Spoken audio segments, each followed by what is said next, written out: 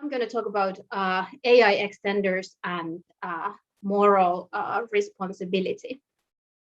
And this presentation is based on a work that we have been doing in our research projects in University of Helsinki. So these are my colleagues in there. And I have to say that this is still very much a work in progress. So we are very grateful if you have any comments, and you can send them to me or to my colleagues.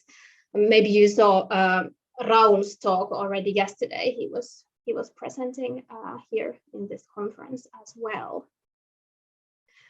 And I also have to give credit to this great paper by Jose Hernández-Orallo and Carina Vold. They have really invented this whole concept of AIExtenders. So this work is very much inspired by their work as well. They have also another paper by the same topic. So this has been a source of inspiration for what I'm gonna say now. And what I'm gonna do is, so first I'm gonna explain what I mean by AIExtenders, what are they?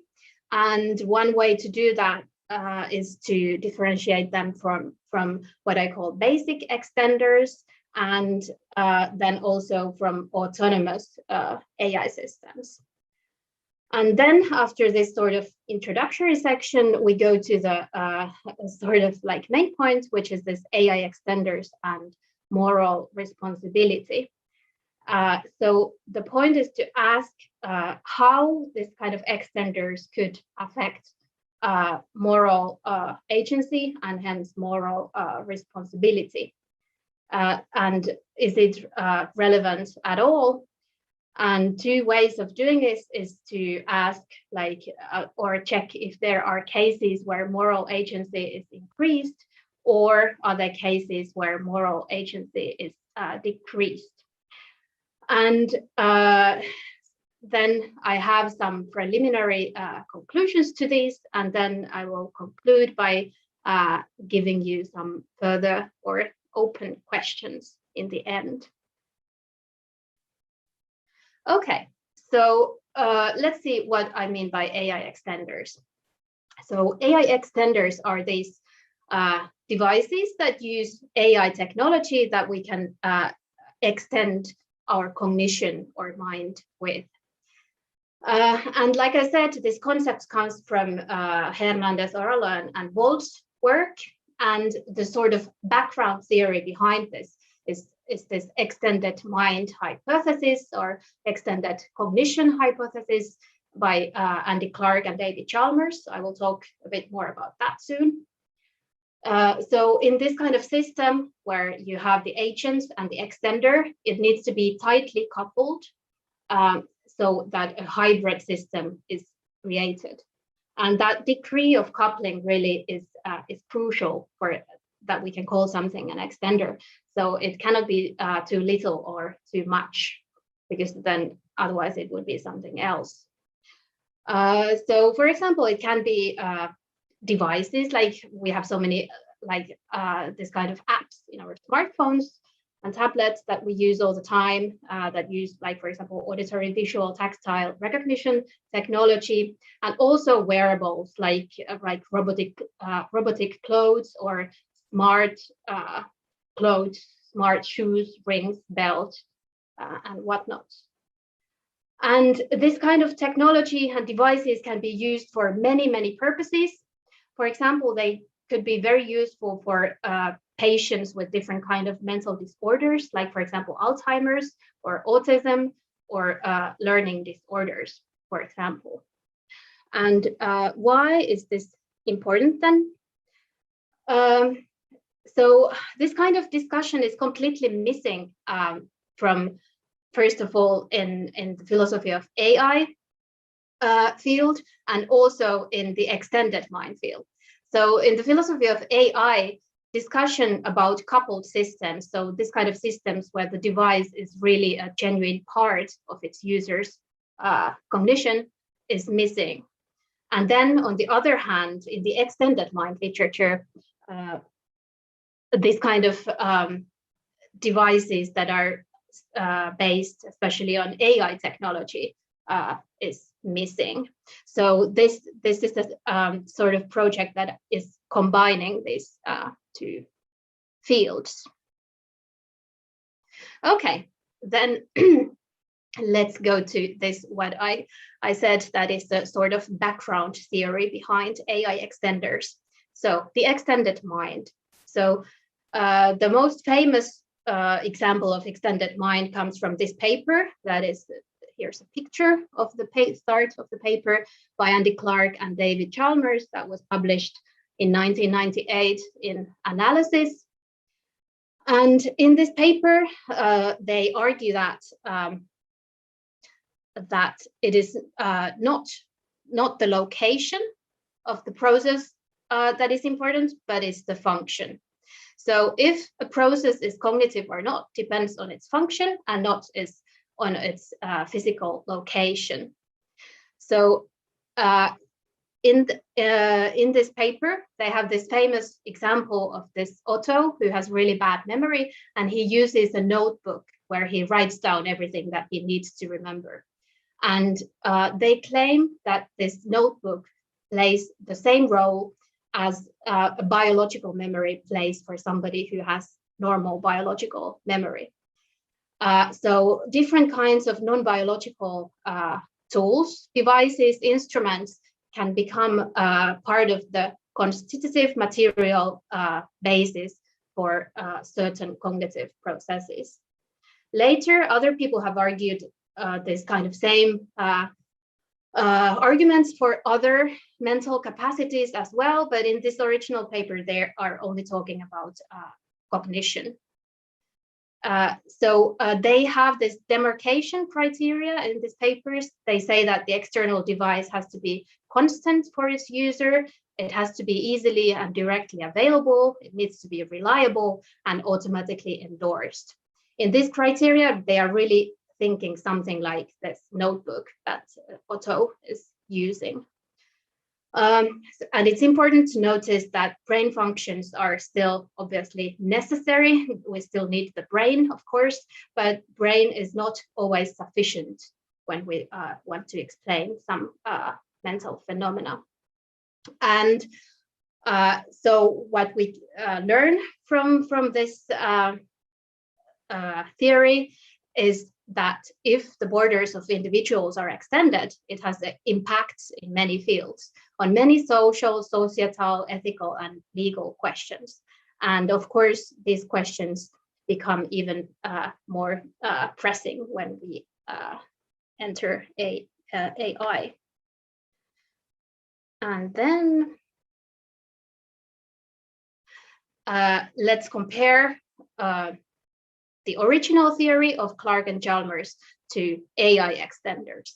So, like I said already, so far in extended mind literature, the focus has mainly been on traditional tools like pen and paper or this parade example notebook. But how does the setting change if instead of this kind of basic traditional tools, the external part is an AI system? So with AIExtenders, there are suddenly way more opportunities, but also risks. And especially ethical questions are more pressing with them because they are so much more powerful. For example, an AI system can be controlled by third parties. For example, if you think about somebody using Google Maps, then Google can have access to it. So there is a way bigger risk of misuse in AI cases compared to basic extenders. And there might be some differences in this so-called mutual manipulability. So one demarcation criteria that many people have used is that the agent and the device need to be somehow mutually manipulable. So, but when you have a basic extender, for example, a notebook, it's not really manipulating the user so much. But if you enter AI, it has more potential to develop control over the user, or it can start manipulating the user.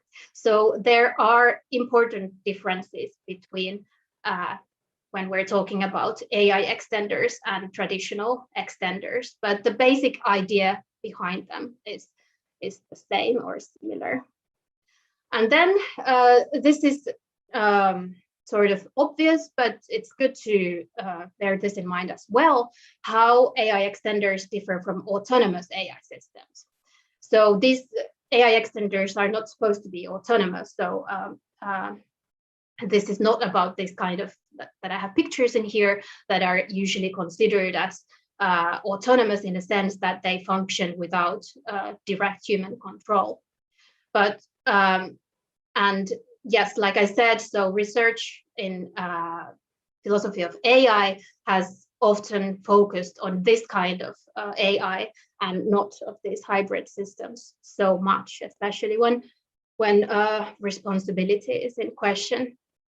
So instead of autonomous AI, AI extenders are under control of the human user, or at least they are supposed to be, and they are the extenders are non-autonomous parts of a hybrid system, but the system as a whole then is an autonomous system. And they are tightly coupled, and there is direct control.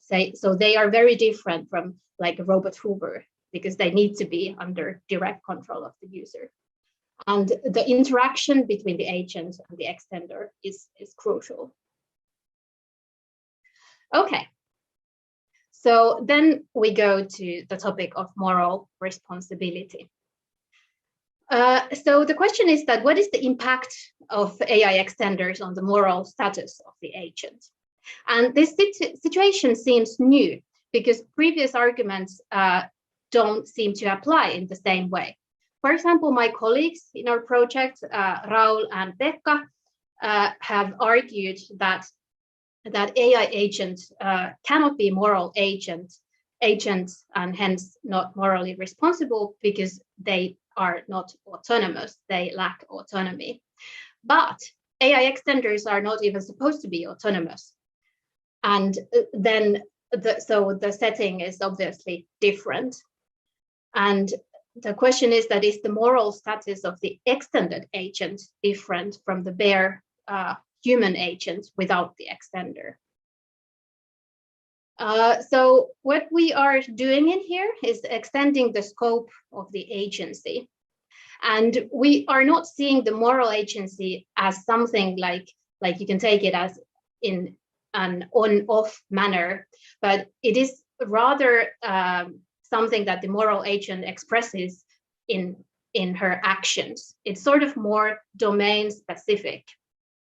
And the role of this AI extender is to broaden the scope of the agent's capacity to express its agency. And then we can ask how different kinds of extenders affect that scope.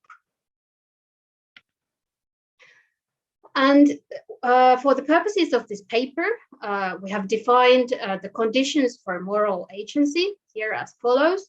And this is not supposed to be something that is like a complete description of moral agency, but something that we are using for this argument.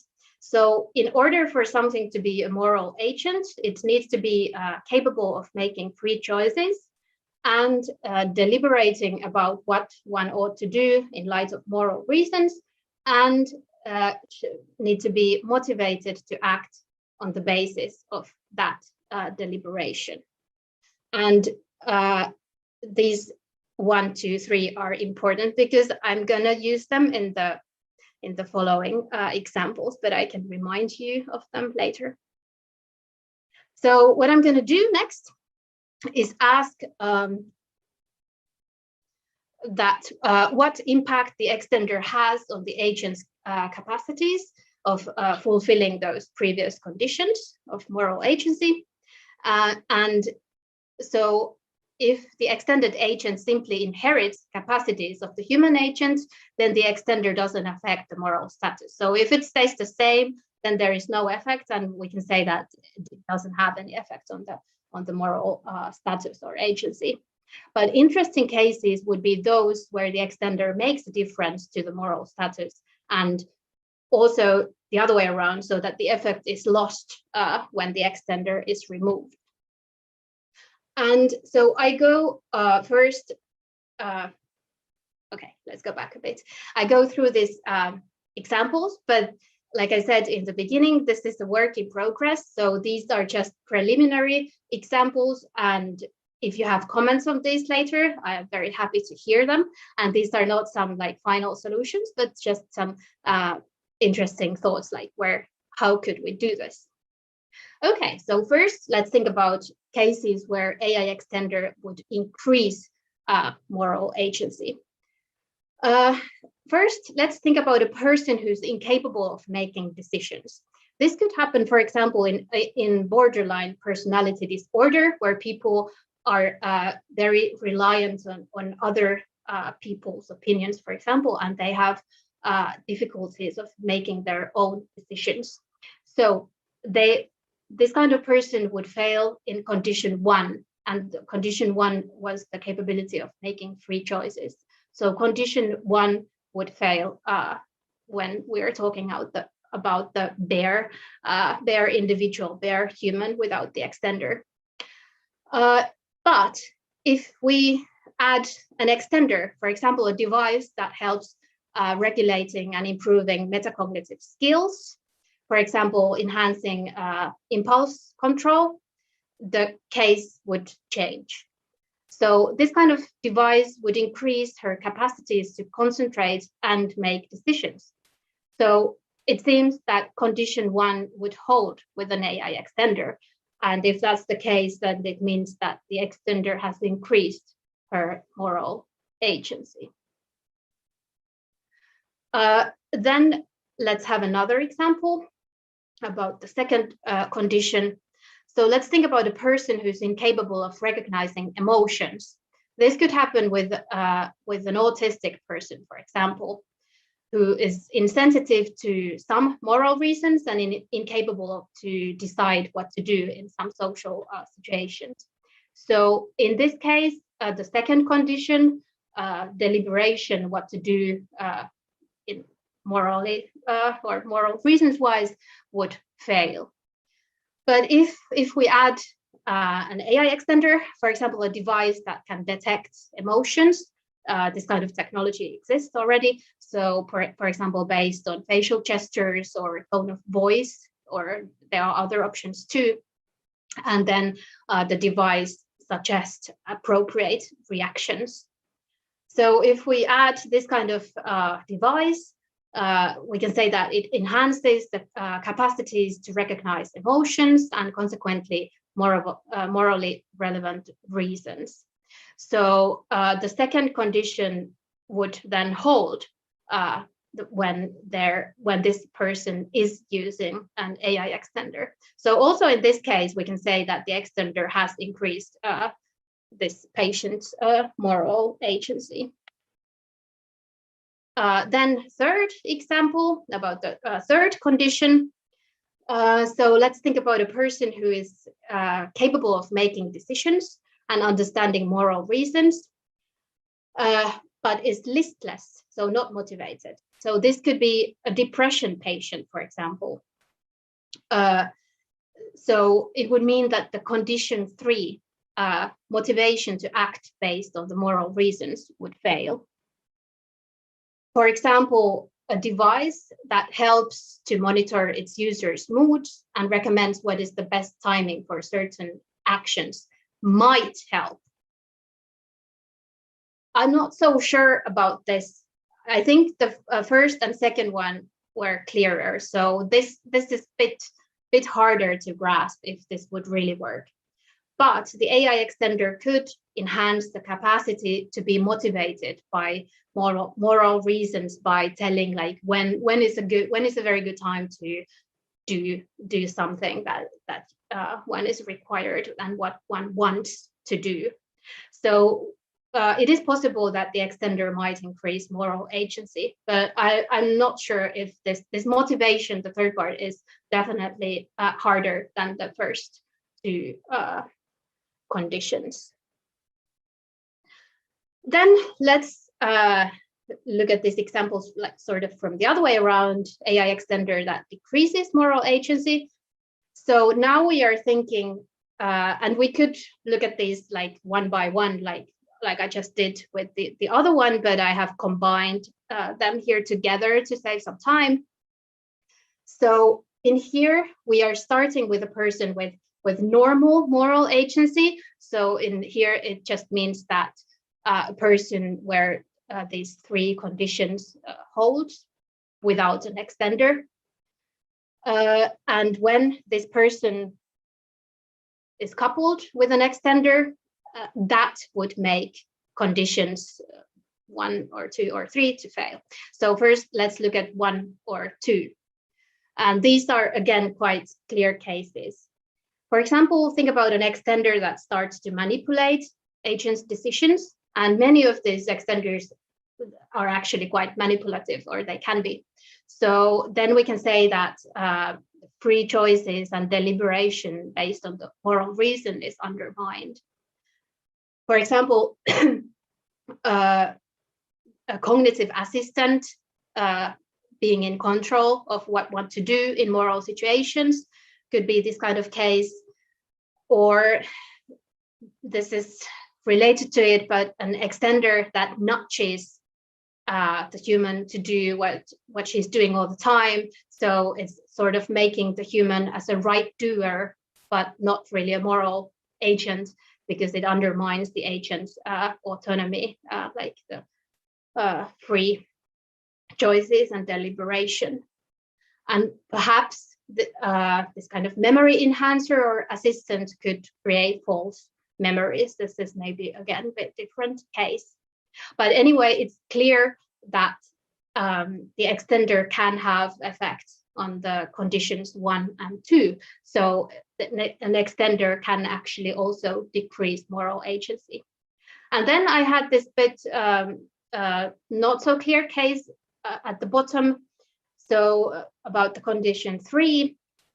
So imagine somebody who has normal moral agency is coupled with an extender and condition 3 fails. So it could be that the extender makes the human agent less motivated to act based on the moral reasoning if she feels that the reasoning is implemented by the extender. So that could be if you think that actually this is not what I want, it's just what the device wants for me. So maybe that decreases the motivation, and hence that would decrease the condition 3. So this is one possibility. I'm not so sure about this third one. It seems that the motivation part is harder than the first 2. Okay, just in time to the final slide. So these were what we've been thinking so far, and there are lots of open questions, very interesting topics opening from these thoughts. First, if we think that the agency is extended, does that mean that moral agency is extended too? Or is it something else? Is it just that action dispositions is increased? And are these actually different things or not? I don't have an answer to this. And then an interesting case, I think that many of you have intuition towards this one. So is compensating or repairing more acceptable than enhancing or augmenting? It's clear that compensating or repairing, for example, in sensory substitution devices, it's morally okay, acceptable. But what if we want to create completely new skills or senses to humans? Is that somehow less okay? But I think that the line between these two is actually quite blurry. So sometimes it's quite difficult to say if something is actually compensating or enhancing, because it all depends what we think is like the normal set of human skills and traits in the first place. And if person's moral responsibility responsibility changes with the extender, should this be mirrored in the laws, legislation too? I think the answer to this is yes. That's my opinion. This should be also mirrored in how we have the legislation. And then the last question is the quite big topic.